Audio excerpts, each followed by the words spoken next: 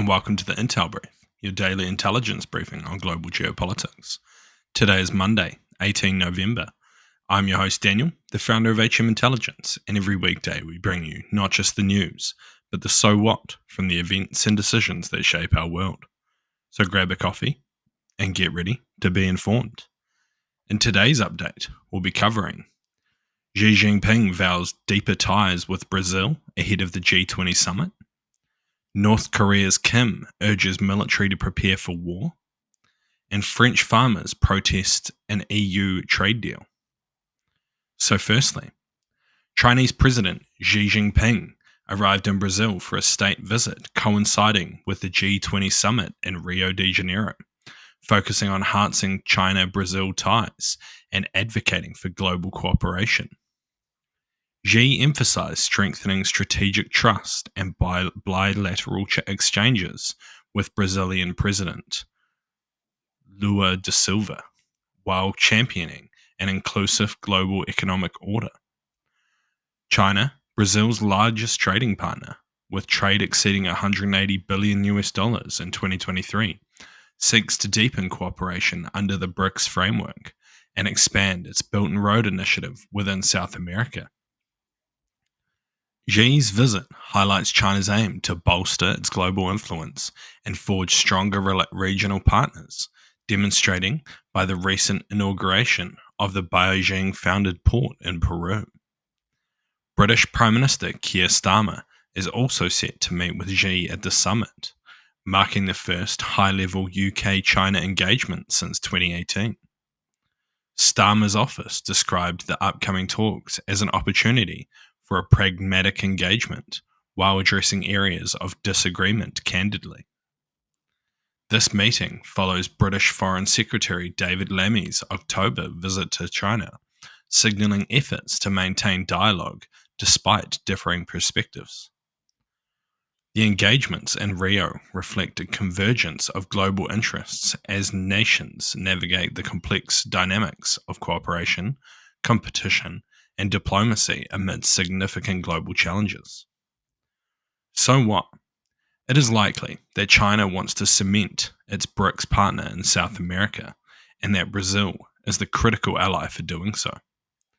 Sadly, it is possible that the poor reputation of the United States in the region will help China achieve this.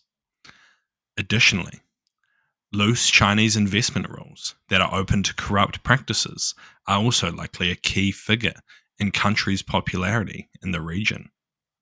The West will likely struggle to counter this influence in the region in the short term, likely needing a catalyst to turn the tables. And next, North Korean leader Kim Jong-un has called for limitless expansion of the country's nuclear arsenal, emphasizing the need to counter perceived threats from the US and its allies. Speaking to its military leaders, Kim urged the completion of war preparations, criticized the US of their evolving strategy, particularly in its nuclear cooperation with South Korea and closer ties with Japan, which it labeled as Asian NATO. He reiterated his long-standing position that North Korea's weapons development is a response to the US-led military alliances in the region, describing them as reckless provocations. In September, Kim pledged to exponentially expand his nuclear capabilities in reaction to these developments, highlighting his aggressive stance amid escalating regional and global tensions. Kim also condemned the US support for Ukraine in its war with Russia, alleging that Washington was exploiting Ukraine to extend its influence. This came into context of North Korea's growing military alliance with Russia, which has recently formalized in a pact. Pyongyang has reportedly sent 10,000 troops to Russia, some of whom are believed to already been fighting against the Ukrainians near the border. So what? It is highly likely that this rhetoric is all part of the country's justification to send troops to Ukraine. While it is likely that this exchange is partly for money and technology, it also gives the North Korean troops much needed, in their opinion, experience in combat. However, it is possible that the country's leadership will not be pleased if their troops are destroyed en masse in Ukraine, likely leading to continued escalation. And lastly, French farmers launched nationwide protests against proposed EU trade agreements, fearing the impact for their livelihoods. They argue that the deal would flood European markets with cheaper agriculture products from South America, produced under less stringent environmental and regulatory standards. The head of the FNSEA called the treaty unbalanced and a threat to the French agriculture sector. Farmers, who are staging rallies in front of government buildings with plans for prolonged demonstration, including food freight blockages until mid-December.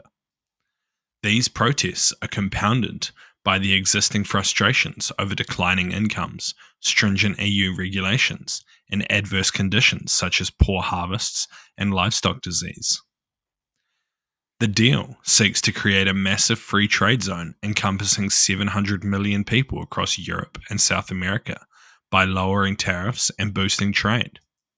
However, the French farmers worry that the influx of South American beef, chicken, sugar, and maize will further erode their incomes, especially as European environmental and safety regulations do not apply to the South American countries.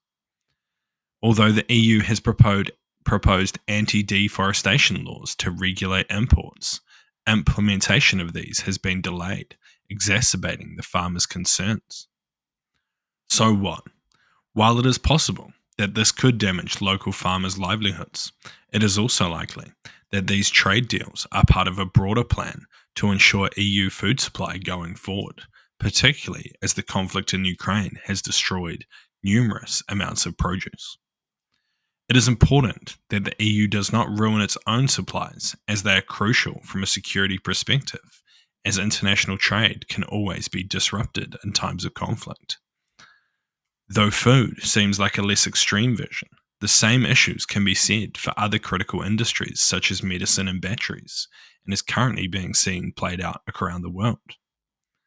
Thank you for listening to the Intel Brief, your daily intelligence briefing on global geopolitics, brought to you by HM Intelligence. If you want to support the podcast, tell your friends to help them stay informed, and leave us a 5-star review. Or if you want to learn more about intelligence, why not take one of our courses? They're all online, self-paced and affordable.